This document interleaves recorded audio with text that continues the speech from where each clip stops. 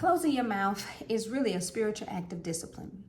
And sometimes it is the hardest thing to do, but it is absolutely the most necessary thing to do. We struggle with closing our mouths because we feel like we have to fight to be right. I felt that way for many, many years in my marriage, and I fought to be right. One day I stopped myself and said, what difference does it make? What am I trying to prove? And if I am right, what does it change? Is it changing anything that I am right? And so I started to look at myself and say, there's no reason for me to prove anything.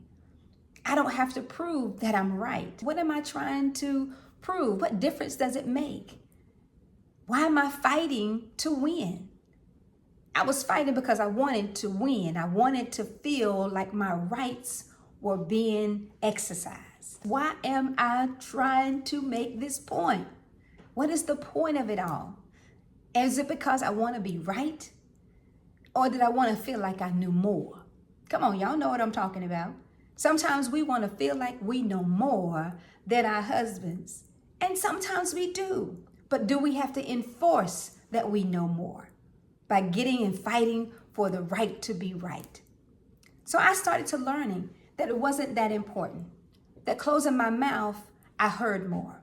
When I closed my mouth, I was able to hear his point of view, hear from his perspective, and not just my own. When I started to close in my mouth, I learned that when I talk sometimes, there's things coming out of my mouth I can't take back. How do you know? When you say things and they get out your mouth, you can't take those words back. You can't retrieve those words. They're gone.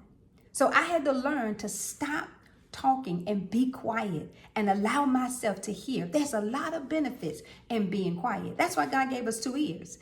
Ears to listen and one mouth to speak. But we use our mouth more than we use our ears. And so I started to be quiet, to allow myself to listen.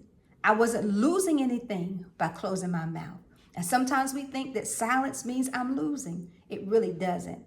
But when you stop talking, you close your mouth, and you don't have to be right.